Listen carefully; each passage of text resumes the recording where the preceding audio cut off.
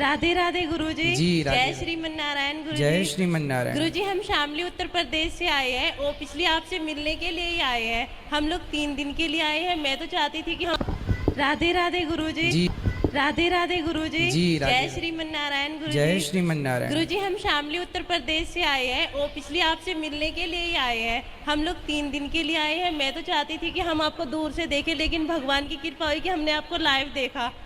मैं आपको बार बार प्रणाम करती हूँ गुरुजी और कहती हूँ कि आप बस हमारे ऊपर आशीर्वाद बनाए रखना। वैसे भगवान की बहुत कृपा है हमारे ऊपर। और मेरे हस्बैंड का कोई क्वेश्चन है, वो आपसे करना चाहते हैं। करिए। राधे राधे गुरुजी। राधे राधे।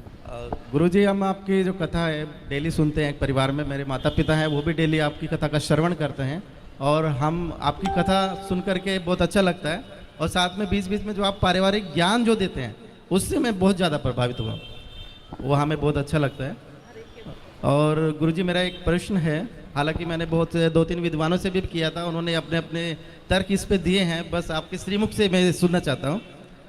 कहते हैं कि हम सब एक भगवान की कठपुतली हैं, जैसे वो नचाते हैं हम नाचते चले जाते हैं। तो जो हम कर्म करते हैं, चाहे वो अच्छे कर्म कर रहे हो या बुरे कर्म करते हैं, उसमें भी भगवान की इच्छा होगी जिससे हम वो कर्म कर रहे हैं। तो जब हम कोई बुरा कर्म करते हैं तो उसका दंड हमें क्यों मिलता है सर? मेरा ये प्रश्न है। बहुत सुंदर प्रश्न है इनका, बड़ा गहरा है, बड़ा अच्छा सवाल है। बहुत कम लोग प्रश्न करते हैं ऐसा। आपने प्रश्न किया है, उत्तर दे रहे हैं।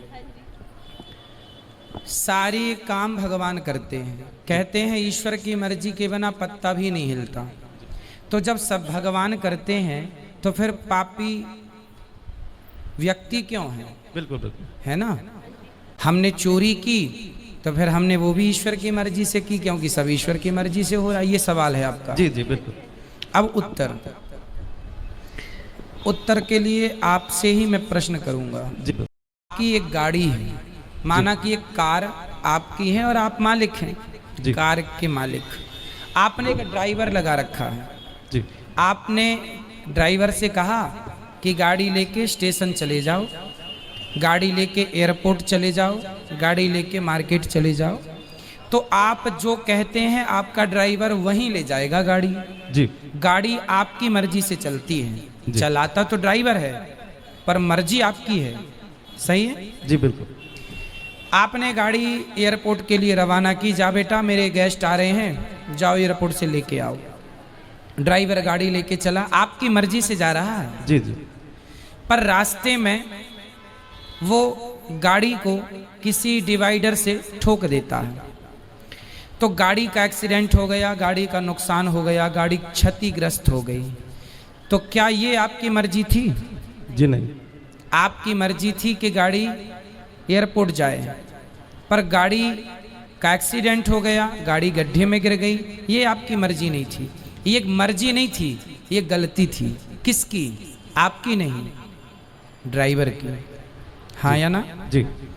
ड्राइवर के पास दोनों थे, एक्सीलेटर भी था और ब्रेक भी था। क्यों नहीं हिसाब से गाड़ी चलाया? क्यों डिवाइडर पर ठोक दिया? आपकी गाड़ी आपकी मर्जी से चलती है, पर जब उसका नुकसान होता है तो वो आपकी मर्जी नहीं होती है ना, वो लापरवाही होती है। उसी प्रकार ये संसार भगवान की ओर से चल रहा है, मालिक भगवान है, हम लोग केवल ड्राइवर हैं। हमारे पास ईश्वर ने विवेक दे रखा है। आपको पता है कि आपको गुलाब की सैया पर तो सोना है। आप कहीं गुलाब होंगे तो आप जाके उस गुलाब के ऊपर बैठ भी सकते हैं, खड़े भी, पर कांटों का ढेर होगा तो आप नहीं खड़े होंगे। आपको पता है कि ये गुलाब है, ये कांटा है, आपको समझ है कि सही है, ये गलत है। जब आपको समझ है तो आपने अपनी समझदारी से अपने मन को रोका क्यों नहीं गलत काम से? ईश्वर की मर्जी से संसार चल रहा है। आप और हम सबकी मर्जी में ईश्वर की मर्जी है, पर हम जो गलत निर्णय लेते हैं उसके लिए ईश्वर ने हमें स्वतंत्र, गाड़ी आपकी है, मालिक आप हैं, लेकिन ब्रेक एक्सीलेटर आपने ड्राइवर को सौंप रखा, भाई जहां जरूरत पड़े दबाते रहना। उसी प्रकार ईश्वर ने भी हमें बुद्धि देके स्वतंत्र कर दिया है कि जहां जरूरत पड़े वहां अपने हित में अहित में सोच लेना। आपको कहा जाए कुएं में गिर जाओ, आप नहीं गिरेंगे, आपको पता है ये गलत है। तो आपको स्वयं को ईश्वर ने इतनी पावर दे रखी है।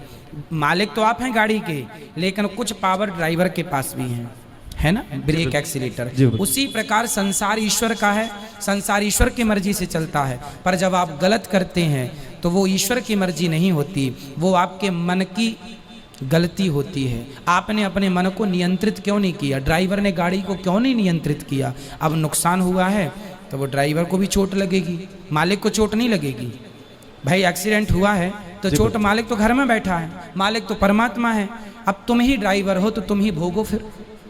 तो अपने अपने किए का दंड, ईश्वर की मर्जी से संसार चलता है, पर उन्होंने हमें सही गलत की सोच दे रखी। सही गलत क्या है वो पहचान दे रखी है। अब आप गलत करें तो इसमें दोषी ईश्वर कैसे हो सकता है। जी गुरुजी, लेकिन मेरा एक थोड़ा सा डाउट है गुरुजी। जी हमने रामायण सीरियल देखा है टीवी में, ठीक है। उसमें ये दिखाया गया था कि जब राम जी लंका को जीत लेते हैं और माता सीता जी जब अग्नि परीक्षा देती हैं, उसके बाद में राजा दशरथ जी आसमान में प्रकट होते हैं। बिल्कुल। और वो राम जी को बोलते हैं कि मुझे तुम पर बहुत गर्व है, मैं तुमसे बहुत खुश हूँ।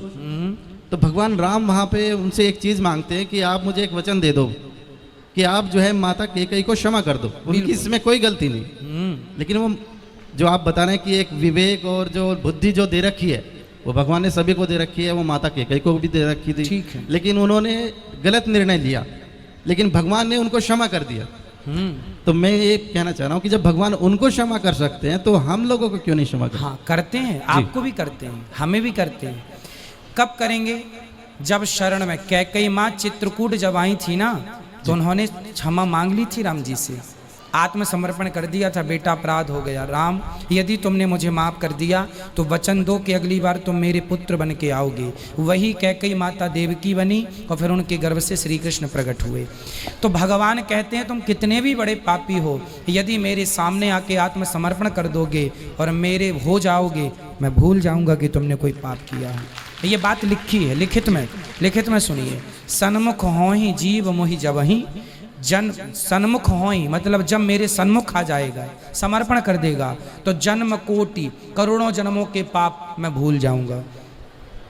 ये लिखा है। जी जी। एक छोटा सा क्वेश्चन है जी, एक जी। और। हमने सुना है कि धर्म बहन होती है, लोगों से कहते सुना है कि ये हमारी धर्म बहन है। ठीक है। ये भी सुना है कि ये हमारी धर्म पत्नी है, लेकिन हमने ये कभी नहीं सुना कि ये हमारे धर्म पति है। ऐसा क्यों सर? हाँ, पत्नी भी एक ही होती है ना। अब दूसरी पड़ोसन को तो आप कह नहीं सकते कि मेरी धर्म पत्नी है। जी। अपनी कोई ना, आप पत्नी कह सकती है मेरा पति है, परमेश्वर है। वहाँ धर्म तो लगा ही है, जुड़ा ही है, कहने की जरूरत नहीं है, है ना। इसलिए पत्नी धर्म पत्नी है, धर्म की माँ बन जाती है, धर्म की बहन बन जाती है। जो बन जाती हैं वो बन जाते हैं। अब सबको आप कैसे अपना बना सकते हैं? बना सकते हैं, पर सबको धर्म पति कैसे बनेगा? कोई पतिव्रता नारी है ना, एक पति के सिवा, एक पुरुष के सिवा पराये इस पुरुष पर नजर जाएगी तो समाज उसे कुलटा कहेगा, चरित्रहीन कहेगा। शूर्पणखा गई